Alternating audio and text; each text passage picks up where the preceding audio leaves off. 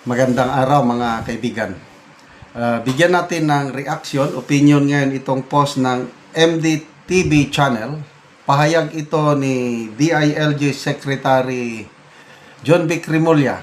Title, Nakonsensya na ako. Meron siyang isiniwalat mga ginawa ni Saldico at yung isang rason bakit nasibak si General Torre. Ito na, naglabasan na.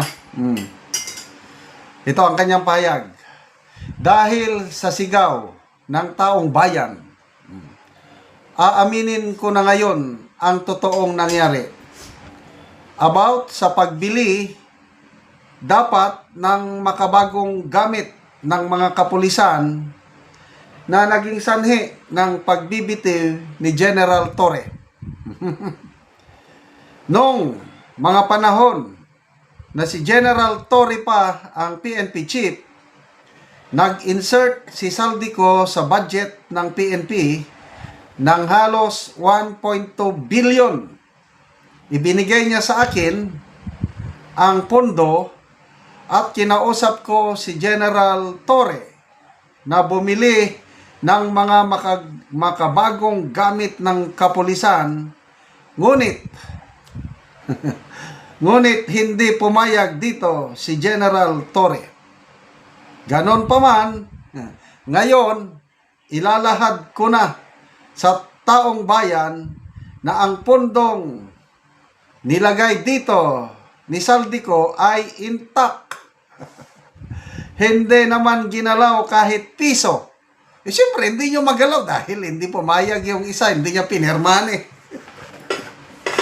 So, naging bayani tuloy si General Torre ngayon. Intact, hindi naman ginalaw kahit piso. Kaya makakatiyak ang taong bayan na isasauli namin ang pundong ito dahil hindi naman ito nagalaw. Ay, wala, palusot.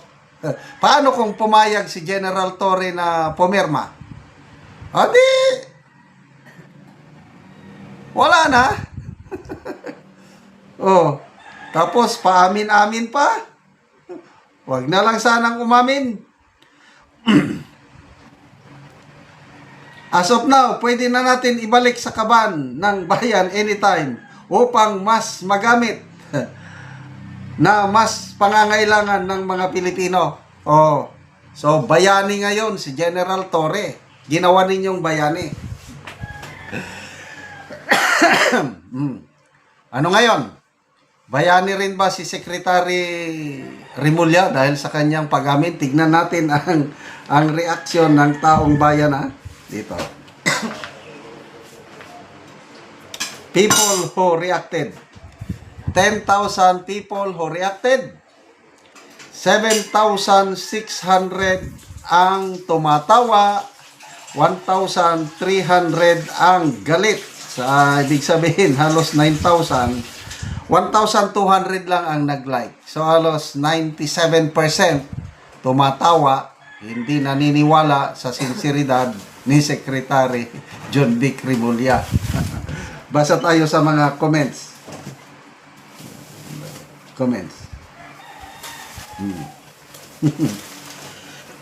Maricar Dakanay.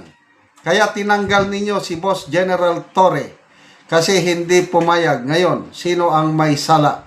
Bakit nyo tinanggal ng dahil wala kayong kickback na makuha? Sa totoo lang, John Vic, miski kapitbahay kita sa Imos, Cavite, kapal mokha mo.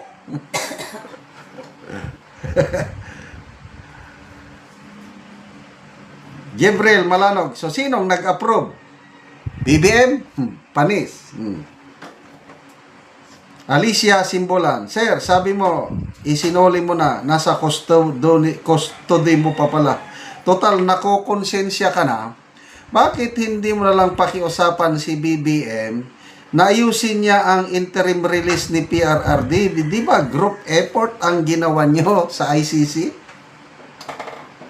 Mary Ann Aquino Torres. Si Saldico lang ang sinabi, hindi si Martin.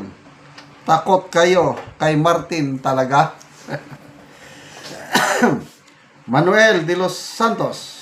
Kanya-kanyang buhat ng upuan, mas maganda na sa sarili, manggaling, para hindi halata. Ayos. Ano pa ito? Sandali ha. So ano, mga kaibigan, dapat ba nating pasalamatan si Secretary John B. Crimolia dahil nakonsensya siya at nagsabi ng totoo? So, ano ngayon? Di kawawa si General Torre. Pagkatapos niya ng ginawa, pagsilbihan ang administrasyong ito, sinibak nyo lang siya dahil sa hindi niya pagpirma sa bibilhing firearms. Oh, maligaya kayo sa ginawa nyo kay General Torre.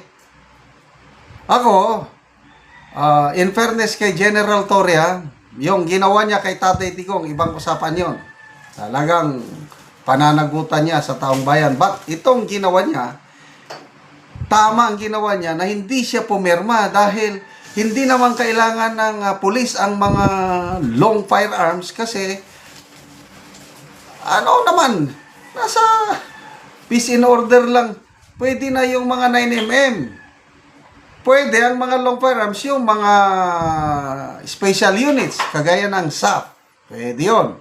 Yung mga mobile companies, yun lang. Kaya lang yung, ilan to? 80,000 firearms? Wala na yun. So, grabe talaga, no? Saldi ko lang ang pinapangalanan. Bakit? Si Saldi ko lang ba ang may kagagawan ng insertion na yun? Wala ba siyang boss, pataas? Ayaw nilang pinapangalanan eh. So, dito natin talaga makita na talamak ang insertion, talamak ang korupsyon sa administrasyong ito, hindi lang flood control. Lahat na lang ng ahensya na pwedeng singitan nila. Mabuti na lang at naisiwalat ang mga ito ngayon para naman hindi kawawa ang taong bayan na hirap tayo sa pagbubuwis. Yun lang. Ginaganito lang nila ang perang pinaghirapan natin. So,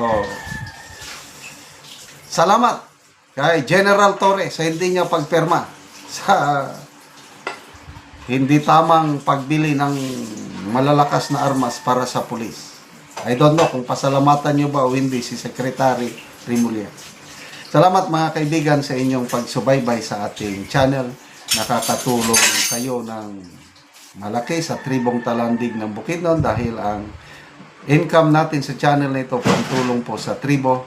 Namimigay tayo ng livelihood assistance sa tribo ngayon, nagpapatanim ng saging lakatan at Arabica coffee. Panorin nyo ang video nito. Anak ko sa areas ni Uncle Baba, so mag-aabuno siya sa iyang kape. So